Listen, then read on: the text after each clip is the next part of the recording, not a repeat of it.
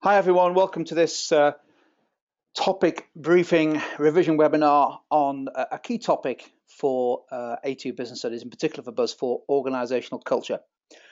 This is a topic that was a research theme a couple of years ago and hasn't been examined since, but it's a core topic. So what I wanted to do is just spend 15 to 20 minutes just giving you an introduction to the key issues, mention a couple of theories, and also give you some examples. So in terms of the format for this webinar, we'll just briefly look at what do we mean by organisational culture and just make reference to a couple of models. Then we'll just turn our minds to whether or not culture can be a strength of a business, a source of competitive advantage, and why might that be? I'll give you some examples of that. Similarly, can culture actually not be a strength of a business or an organisation, but can it be a weakness? Is it a potential liability? Is it a source of cost? Again, we'll look at some of the evidence for that and some of the lines of analysis. And finally, we'll finish off by having a look at whether culture can be changed and just to see how organisational culture has featured in exam questions or recent exam questions. What do we mean by organisational culture? I really like the use of quotes in essays, and this is possibly one of the most memorable quotes.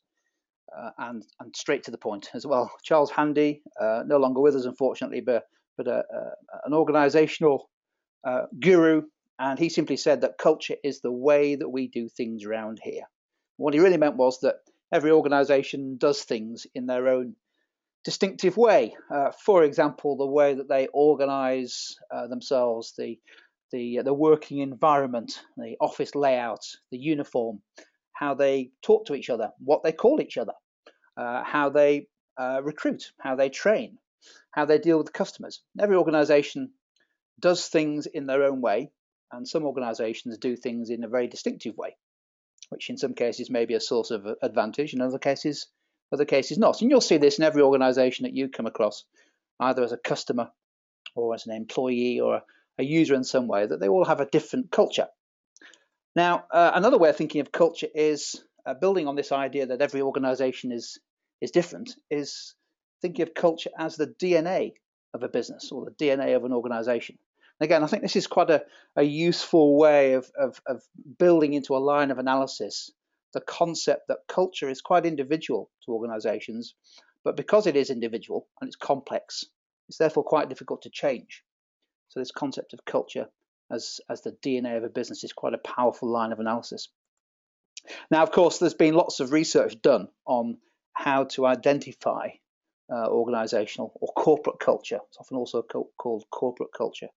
So researchers have looked at the ways that decisions are made, organisational structures, the different ways in which employees, management and leaders communicate internally, and how organisations communicate externally.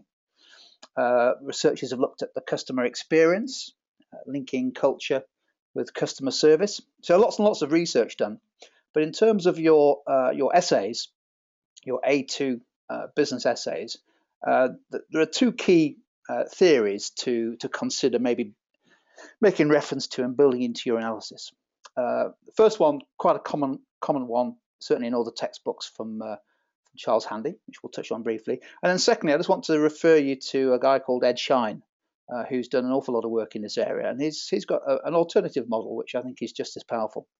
Now, this is the one that you've probably seen in the textbooks already. It's Handy's classic model, the 4 classes of culture, where he essentially tried to categorize corporate culture into 4 different types of class. He wasn't saying that every organisation fitted into each of these 4 classes neatly, but it's a way of comparing, contrasting different organisational culture. Now, I'm not going to go through all of those 4 because they're well described in the textbooks.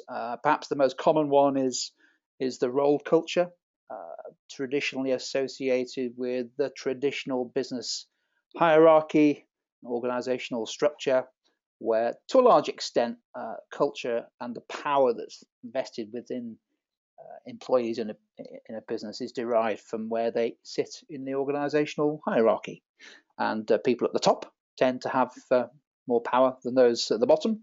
But as we know from looking at organisational structure, organisational structures can vary enormously in terms of the span of control and the chain of command. But a role culture is essentially a fairly hierarchical and often bureaucratic culture. So that's what Handy did. He identified 4 classes. Now, another good way of building analysis is to refer to alternative models, and I particularly like Schein's model. He basically said that to understand culture, you need to peel away the layers of how culture is displayed and manifested to try to get to the heart of what the culture really is. And he said that there were essentially 4 layers of culture, starting with values. Peel those away, you get to understand the beliefs of the organization. Peel those away, you then start to see and understand the specific behaviors that are exhibited by people within an organization. And then right at the heart of it is what he called the paradigm. So it's a useful model. You don't need to know a lot about it, but essentially you may have come across the top layer values. You often see an organization or a business state quite publicly what their core values are, and that's what they're really doing. They're trying to communicate essentially what the cultural values are to the public audience. Peel that one away, then you start to understand a little bit more about how people deal with issues and how people talk about issues within the business. Peel that layer away, and then you start to get into the detail, how we do things around here. You know, the work routines, the employee descriptions, the methods of communication, the organizational structure. But then peel that away, and what you get to is the heart of the organization. And often you sort of kind of know it when you see it, but no one talks about it. So this is culture that is just sort of deeply embedded within the organization. It's the sort of assumptions that all the people in the organization take for granted, but to a large extent it determines the way the organization operates. So Schein's 4 layers is a very good model to refer to. Of course, Handy's is the classic model. Schein is also interesting because he's done a lot of work looking at the link between organizational culture and leadership. And I'm a big fan of using quotes in essays. And Schein said, you know, the one thing that leaders really need to focus on is creating and managing culture. And to a large extent, that's their core task. You know, the CEO should focus on organizational culture as perhaps one of his or her most important tasks, and the rest will largely take care of itself. So that's quite a nice quote to use, particularly if you're dealing with an essay that links leadership and culture. And as we'll see in a few minutes, that's a very common type of question that the examiner likes to set. Another way of analysing culture is, in addition to referring to the models of Handy and Schein, is to make a distinction between strong and weak culture. So, you know, strong culture, by and large, it's well understood by those in the organisation. It's pretty deeply embedded. There's not a lot of need for policies and procedures because people kind of know the way things are done in the organisation. It's very clear when you interact with the organisation what the culture is. Whereas a weak culture is, well, clearly the opposite of strong culture, but actually it leads to inconsistent experiences, for example, by customers or by employees. And to a large extent, weak culture tends to be associated with sort of fairly extensive bureaucratic regimes and procedures in an attempt to try and replace the missing strong culture. But just be careful on this one, because there is a danger that you confuse strong and weak with positive and negative. And in particular, what I'd say is that a very powerful line of analysis is to compare strong culture that leads to an advantage with strong culture, which actually can ultimately destroy an organization or certainly create a significant risk for the business. So let's just explore that very briefly for a couple of minutes and give you a few examples of what we mean. So strong culture is not always good. In many cases it is, but in some cases it can turn toxic, which is bad. So let's just briefly look at this concept of organizational culture as a source of competitive strength. Are there some examples or some reasons why culture might be something that leaders need to really focus on in order for the business or the organization to succeed? There's quite an interesting basis of empirical support for culture being a very significant source of advantage. And the one I want to refer you to, and perhaps you might want to make reference to in an essay, is a study by 2 guys called Collins and Porras. Now, it's a few years old now, but actually it's sort of kind of stood the test of time. It's a survey and turned into a book and probably a film as well, called Built to Last. And what they basically did was look at the features of businesses that had sustained long-term success and try to identify what those features were.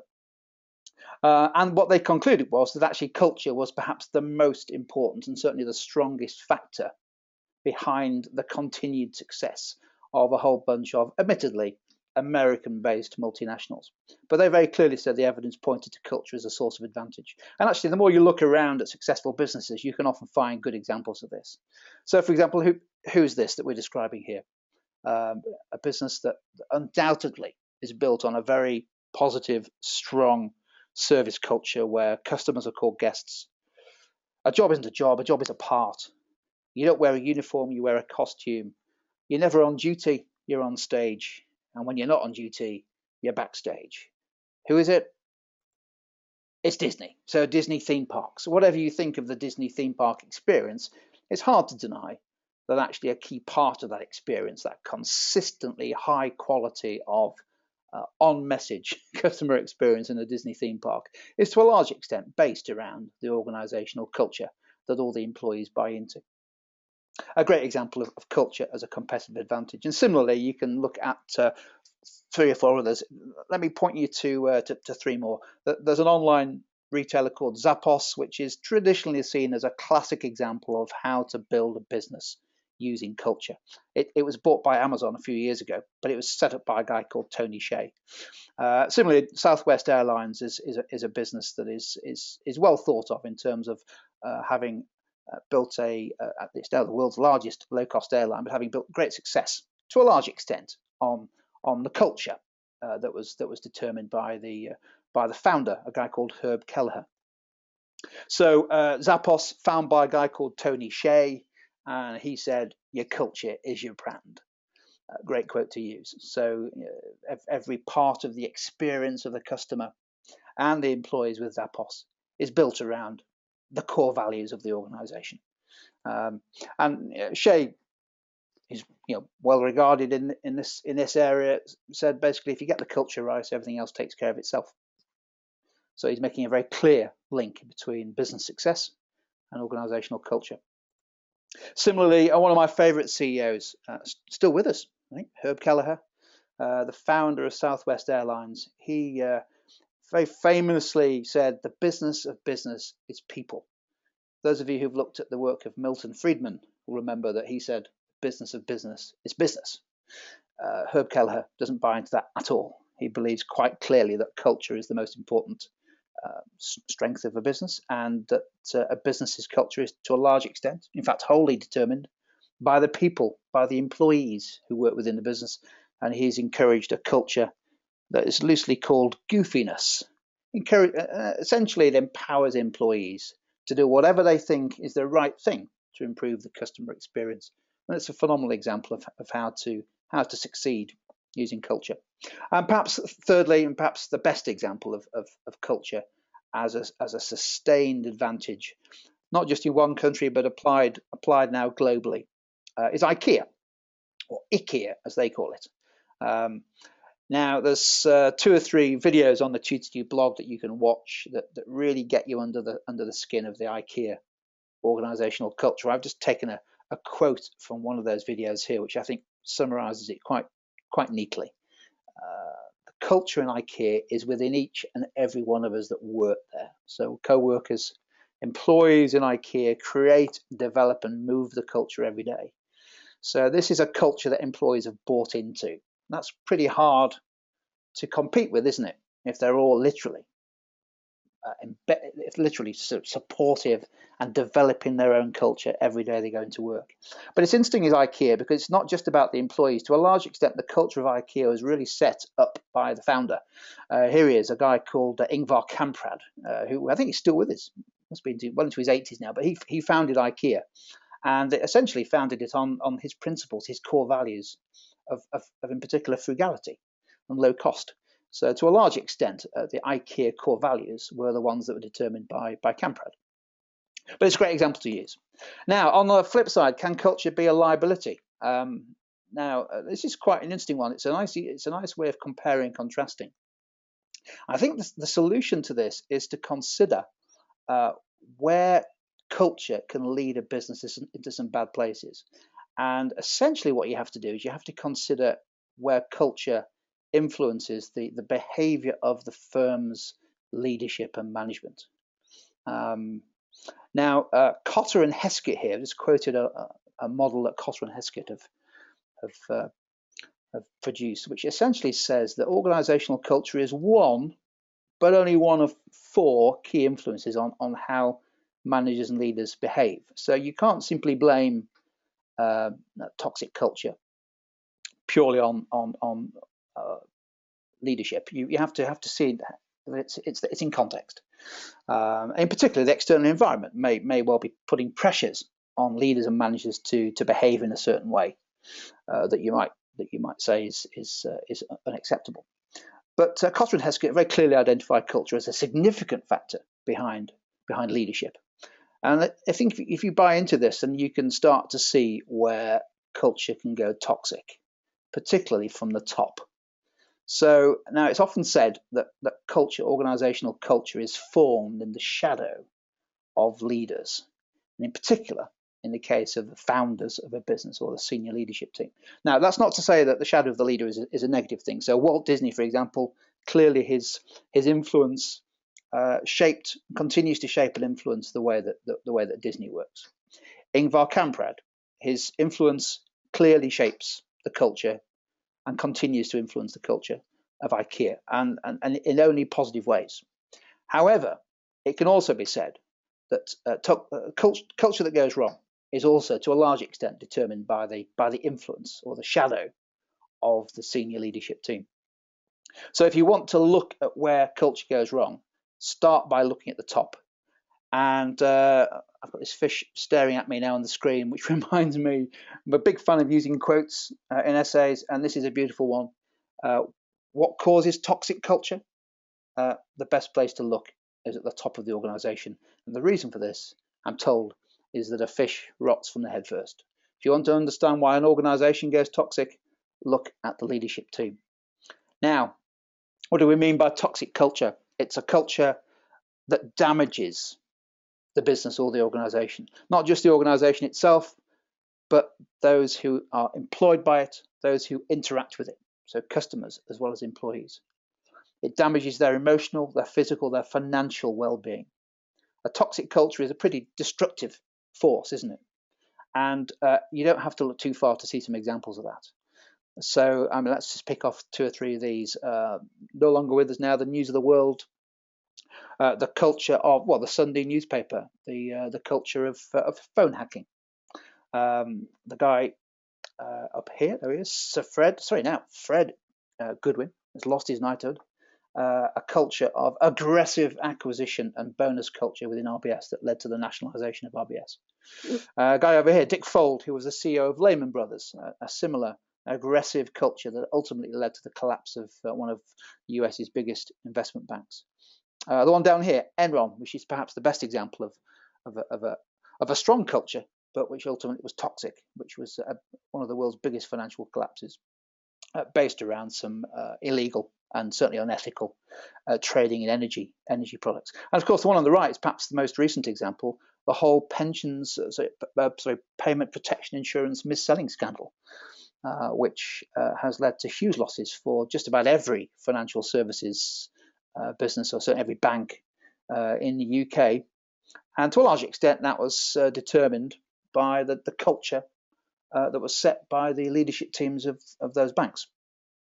So you'll note that there's a very clear link between toxic culture and business ethics. So show me an example of really poor business ethics that lead to significant costs, and I'll show you an example of toxic culture. It's very clear that the two are nearly always linked in some way.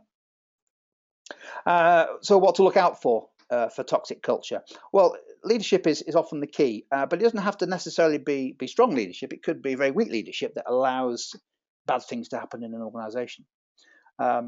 Typically, though, you're looking at evidence of a business that has poor morality, poor ethics, so evidence of dishonesty, corruption, a lack of openness, a lack of transparency. They're usually signs that culture is working against the organisation rather than for it. Now, lastly, let's just think very briefly about how culture can be changed. Can it be changed? Lots of examples out there of businesses that had a culture that, in retrospect, should have been changed.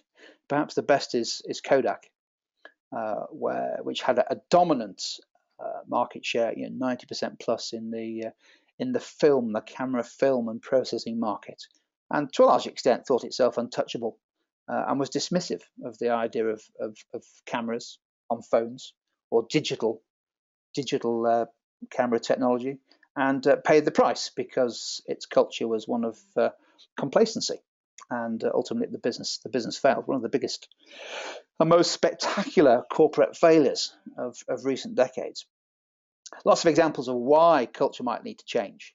The key is just to pick out 2 or 3 different examples and just explain how and why they might lead to the need for change. So to a large extent, cultural change is often pushed and sought as a result of poor business performance. So the classic example is a business that's lost its position as a market leader.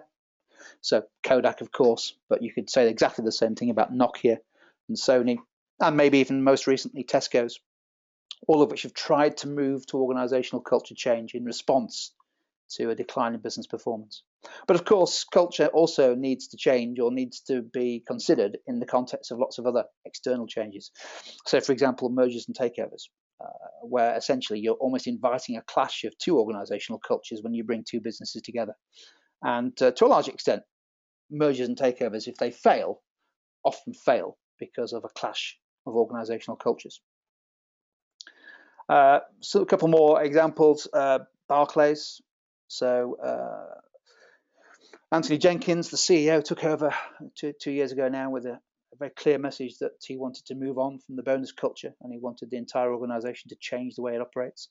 I think that the jury's out on whether that will be successful. It's quite a tough ask, but it's a great example of a new CEO wanting to introduce significant organisational change, not just cultural change, into what's been quite a difficult to manage business in recent years. But maybe he ought to take account of the words of a business guru, a guy called Peter Drucker, who spent his lifetime looking at organisations and how effective organisations run, and similarly how ineffective organisations run. He basically said, forget it.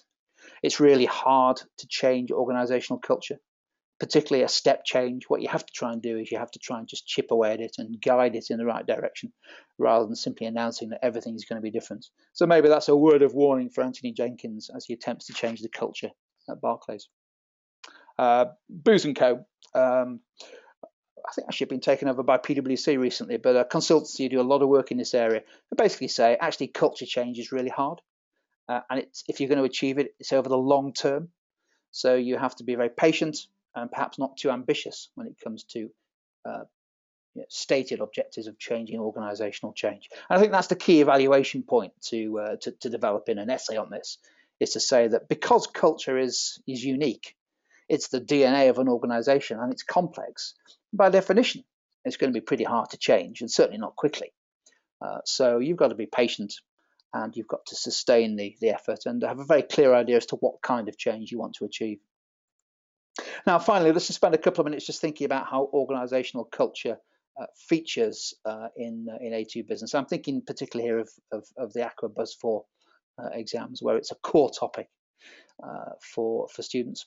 Firstly, I'll just draw students' attention to the fact that culture, whilst there may not be a question on culture specifically mentioned, it's one of those topics that is a beautiful topic because you can bring it in relevantly to just about every other part of the specification. So we've already talked very clearly about the link between culture and leadership. I mean, essentially they are 2 sides of the same coin. Vision and values, you can very clearly see the link there, can't you, between core values and organisational culture, if we think back to Schein's layers of culture. And when we've looked at toxic culture, we've seen that there's a very close link between businesses that have been caught short ethically and legally and their organisational culture. Kodak, Sony, Nokia, great example of how culture can get in the way of innovation. change management, well, we've looked at cultural change, but cultural change is just one part of change management, albeit a very important part. And lastly, of course, technological change. So, and again, I guess that's very closely linked with innovation there. So watch out for that. So even if the essay isn't specifically about organizational culture, there's always a great opportunity to bring it in as one of your lines of analysis on an essay that's essentially about ethics or leadership. But just to finish off, it has been examined before. The two at the bottom are questions that I've come up with which haven't yet been examined. So, just thinking back to my thinking about toxic culture, is organizational culture the main cause of unethical business behavior? I think that's quite an interesting way of linking culture and ethics, which hasn't been done before. And thinking back to my concept of strong culture, could it be a competitive advantage or a liability? A question that says, is strong culture good or bad for a business? It's quite an interesting way of testing students. Now, just to finish off, the three on the top that are in bold there are actually the three questions that have been asked so far. And interestingly, they were asked some time ago. So this topic is not featured in the exam paper for significantly for 3 or 4 sittings. So I'm not saying it will, but you would be well advised to spend a bit of time thinking about how you would plan an answer to the bottom 2 and to the top 3, which were real questions that were asked in previous Buzz 4 papers. Now, so we're coming towards the end now of this short revision webinar. It's just been an introduction to organizational culture. Hopefully you found it useful. More than happy to continue the conversation on Twitter. So if you follow me on @tutor2u or Graham and I and the rest of the team on @tutor2business, we can help you out with that. If you go to the Tutor2 website and type organizational culture in, you'll soon find a whole bunch of other resources to help you. And of course, don't forget, for those of you who are studying for Buzz 4, the Buzz 4 hashtag is a good place to be on Twitter as you complete your revision ahead of the exams. I hope you found that useful, and I look forward to seeing you on the next topic briefing and the next revision webinar.